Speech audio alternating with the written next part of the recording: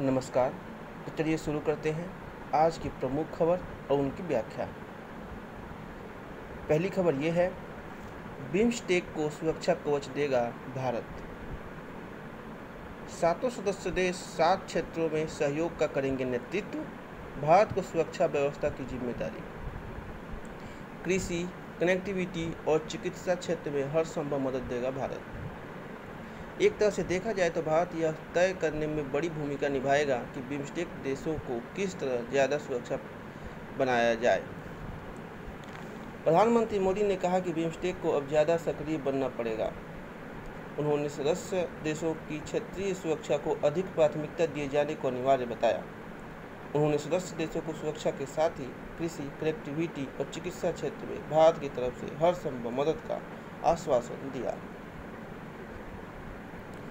दक्षिण एशियाई क्षेत्रीय सहयोग संगठन सार्क का जो हसन हुआ है, वैसा हसन bay of Bengal initiative for multi sectoral technical and economic cooperation BIMSTEC का नहीं होगा। बिम्स्टेक के सभी 7 देशों भारत, भूटान, श्रीलंका, बांग्लादेश, नेपाल, म्यांमार और थाईलैंड के प्रमुखों के बुधवार को हुए वर्चुअल शिखर सम्मेलन में पहली बार इस संगठन के चार्टर को मंजूरी मिली। शीर्ष नेताओं के बीच 7 क्षेत्रों में सहयोग करने पर सहमति बनी है और हर सदस्य देश को एक क्षेत्र में नेतृत्व करने की जिम्मेदारी सौंपी गई है। भारत को बिम्स्टेक में सुरक्षा व्यवस्था के क्षेत्र में होने वाले सहयोग का नेतृत्व करने की जिम्मेदारी मिली है, यानी भारत बिम्स्टेक का सुरक्षा कवच प्रदान करेगा। अल्पमत में आई इमरान सरकार, प्रमुख सहयोगी ने भी छोड़ा साथ। पाक के विपक्षी दलों के अविश्वास प्रस्ताव पर नेशनल असेंबली में कल होगी चर्चा। 7 सदस्यीय वाली MQMP ने विपक्ष से मिलाया हाथ, 2 मंत्रियों ने दिया इस्तीफा। 5 सांसदों वाली BAP पहले ही छोड़ चुकी है साथ। विपक्ष ने 175 सांसदों के समर्थन का किया वादा। विपक्ष ने कहा PMLN प्रमुख शहबाज शरीफ होंगे देश के अगले PM। इमरान ने बुलाई बैठक की कैबिनेट। केंद्रीय कर्मियों का महंगाई भत्ता 3% बढ़ा। पेंशन भोगियों की महंगाई राहत में भी वृद्धि, 1 जनवरी से लागू होगा बढ़ा हुआ भत्ता। 1.16 करोड़ कर्मी और पेंशन भोगी होंगे लाभान्वित। 9,544 करोड़ का बोझ खजाने पर पड़ेगा। सरकार ने केंद्रीय कर्मचारियों के महंगाई भत्ते व पेंशन भोगियों की महंगाई राहत में 3% की बढ़ोतरी का फैसला किया है। प्रधानमंत्री नरेंद्र मोदी की अध्यक्षता में हुई कैबिनेट कमेटी के फैसले के मुताबिक महंगाई भत्ते व महंगाई राहत में बढ़ोतरी इस साल 1 जनवरी से लागू होगी। इसके साथ ही अब केंद्रीय कर्मचारियों का महंगाई भत्ता मूल वेतन का 34% हो गया है। अब 31% महंगाई भत्ता मिलता है। महंगाई भत्ते में इस बढ़ोतरी से 47.68 लाख केंद्रीय कर्मचारियों और 68.62 लाख पेंशन भोगियों को लाभ मिलेगा। महंगाई भत्ता व महंगाई राहत में होने वाली इस बढ़ोतरी से सरकारी खजाने पर 9,544.50 करोड़ रुपए का अतिरिक्त भार आएगा। पिछले साल अक्टूबर में भी महंगाई भत्ते में 3% की बढ़ोतरी हुई थी, तब यह 28% से बढ़कर 31% पर पहुंच गया था। कोरोना काल में सरकार ने केंद्रीय कर्मचारियों के महंगाई भत्ते पर रोक लगा दी थी। पिछले साल जुलाई में लगभग 1 साल की रोक के बाद महंगाई भत्ता में 11% की बढ़ोतरी की गई थी और यह 17% से बढ़कर 28% पर पहुंच गया था। CA, CS और ICWA संबंधी विधेयक लोकसभा में मंजूर। लोकसभा ने बुधवार को चार्टर्ड अकाउंटेंट, कास्ट अकाउंटेंट और कंपनी सचिव के संस्थानों के कामकाज में सुधार के लिए एक महत्वपूर्ण विधेयक को मंजूरी दे दी। केंद्रीय मंत्री निर्मला सीतारमण ने कहा कि परिवर्तन इन निकायों की स्वायत्तता को प्रभावित नहीं करेगा।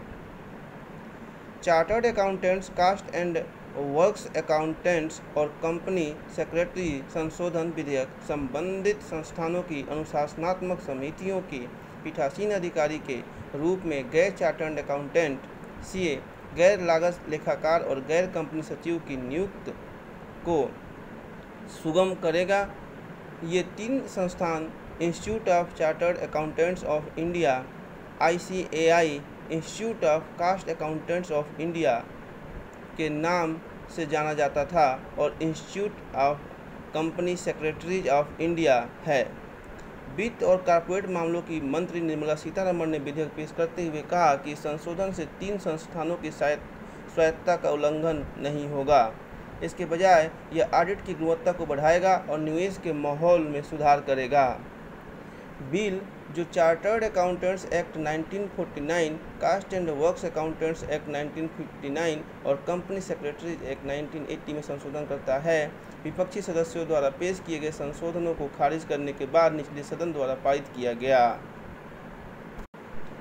कैबिनेट ने दी 15 हल्के लड़ाकू हेलीकॉप्टरों की खरीद को मंजूरी।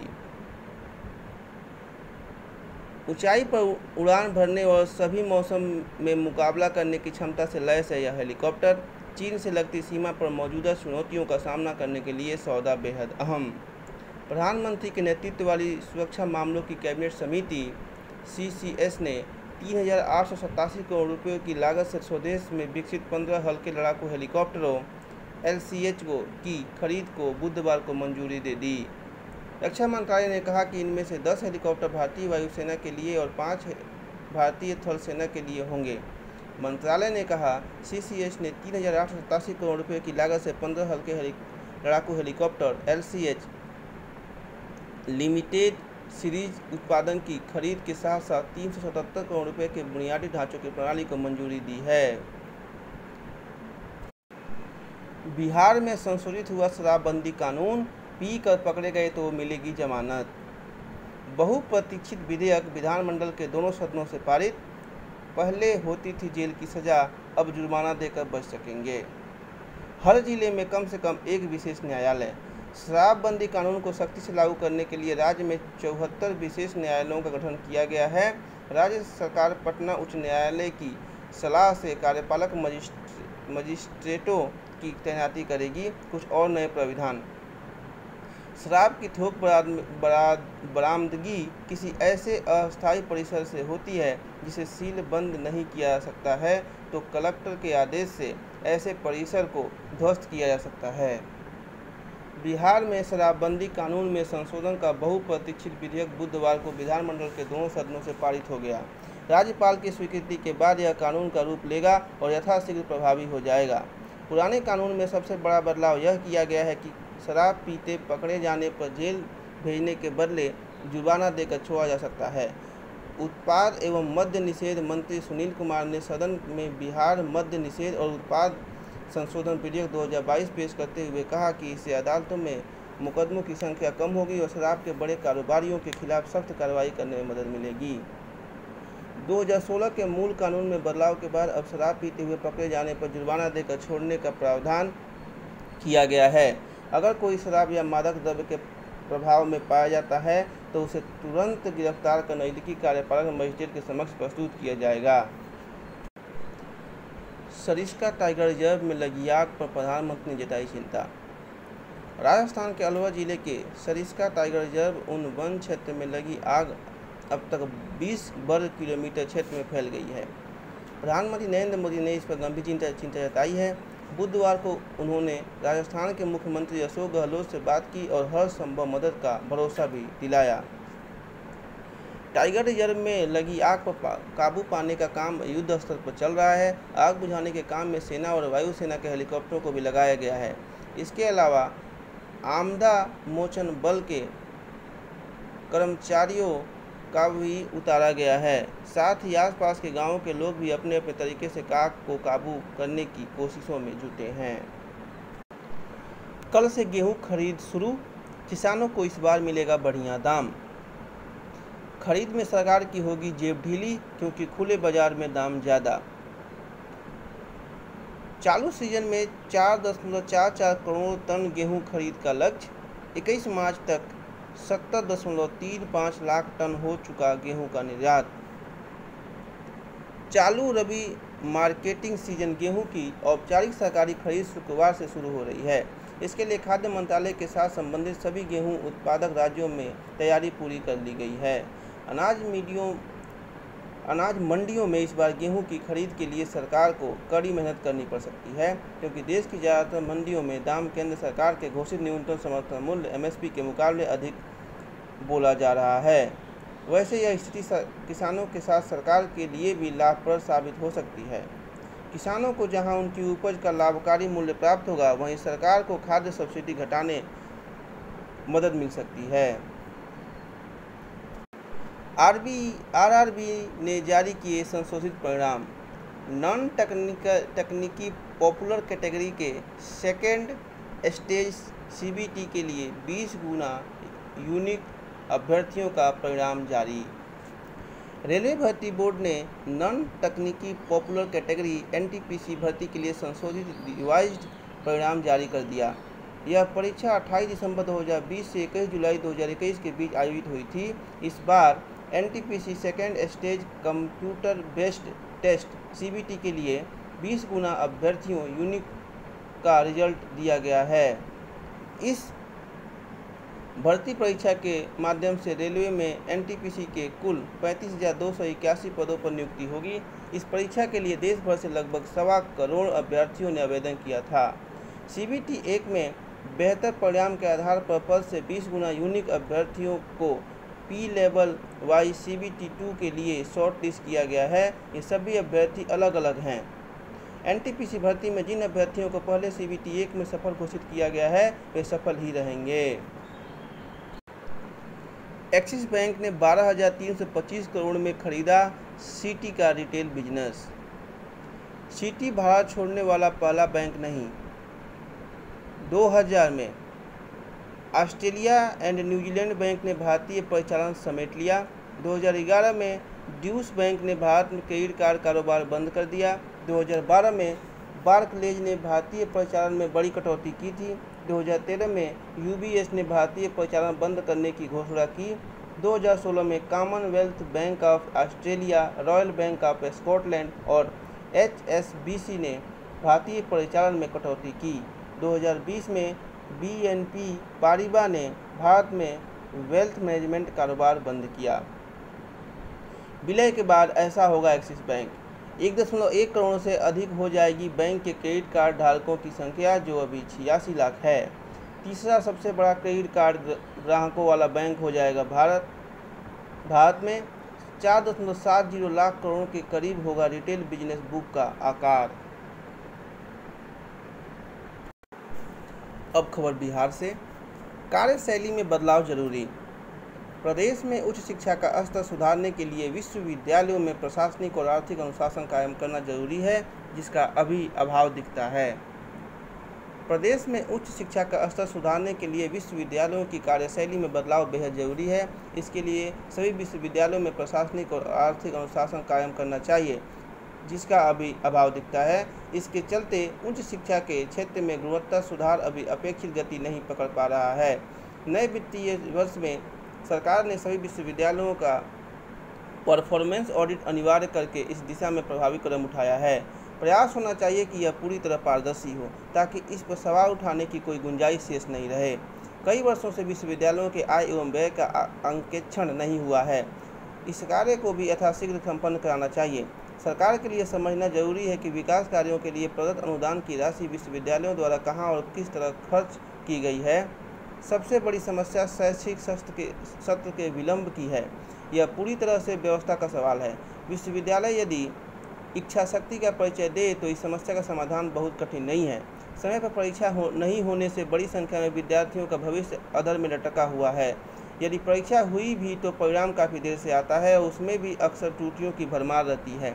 इस वजह से सक्षम परिवारों के विद्यार्थी उच्च शिक्षा प्राप्त करने के लिए अमूमन प्रदेश के बाहर जाना अधिक पसंद करते हैं।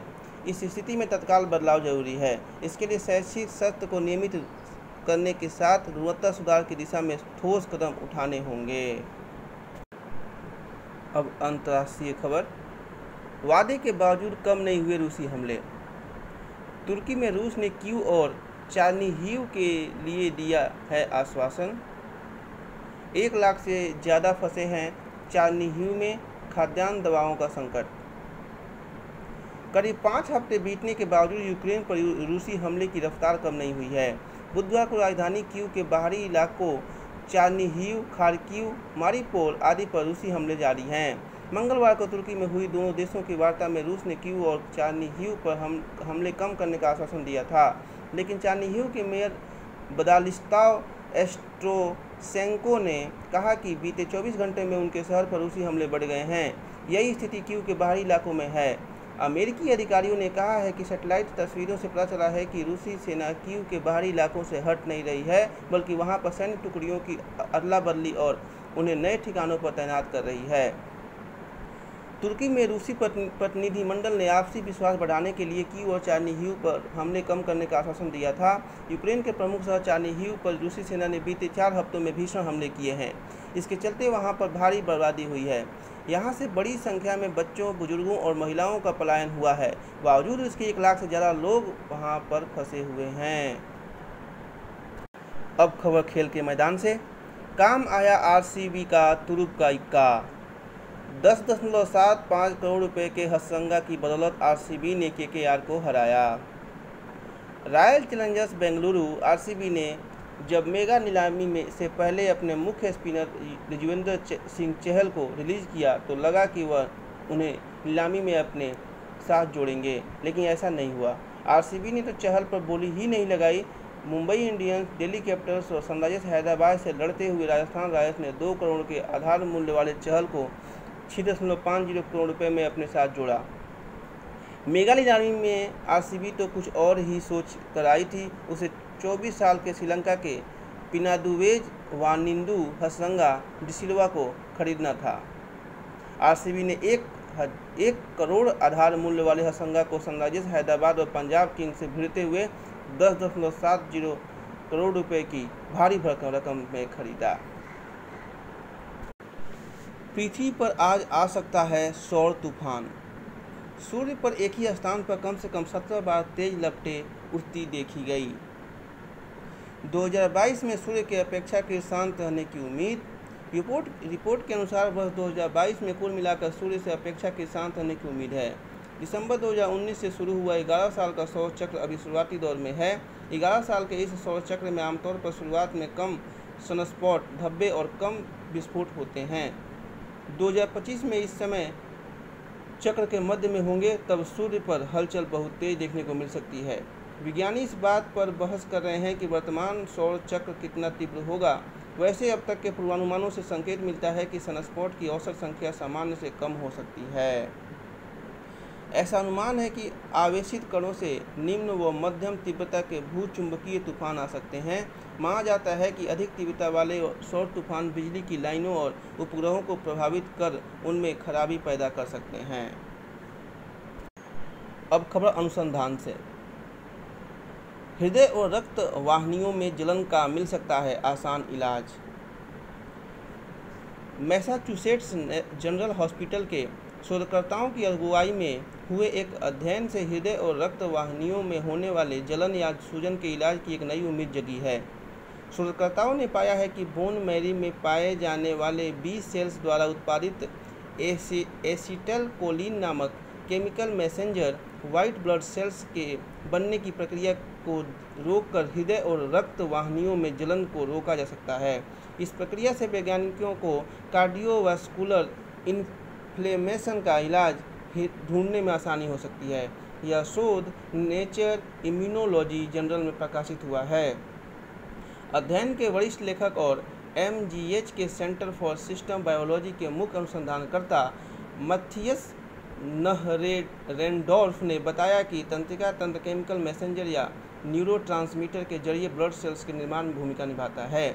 जिन लोगों में हार्मोन संबंधी तनाव होता है उनमें तंत्रिका तंत्र रेस्पॉन्स को कंट्रोल करता है। इससे बोन मैरी की सक्रियता और कार्डियोवास्कुलर इन्फ्लेमेशन बढ़ जाता है। ऐसे में सहयोगात्मक तंत्रिकाओं को प्रतिस्पर्धी की भूमिका निभानी पड़ती है। इससे प्रतिक्रिया की तीव्रता कम हो जाती है और न्यूरोट्रांसमीटर एसिटलकोलिन के जरिए शरीर को आराम मिलता है। चूँकि इसका इन्फ्लेमेशन और हार्ट डिजीज में सुरक्षात्मक प्रभाव होता है, इसलिए बोन मैरी में इस न्यूरोट्रांसमीटर की खोज की गई। अब व्यायाम के बारे में बात करते हैं। अवसाद में व्यायाम का दोगुना फायदा। एक नए शोध में पाया गया है कि अवसादग्रस्त या बेचैनी के शिकार व्यक्ति यदि नियमित तौर पर व्यायाम करता है तो उसे सामान्य लोगों की तुलना में हृदय और धमनी के स्वास्थ्य में दोगुना अधिक फायदा होता है। यह अध्ययन कार्डियोलॉजी नामक जर्नल में प्रकाशित हुआ है। व्यायाम से मस्तिष्क में तनाव से जूझने वाले हिस्से ज़्यादा सक्रिय होते हैं, जिससे हृदय और धमनी के स्वास्थ्य पर सकारात्मक प्रभाव पड़ता है।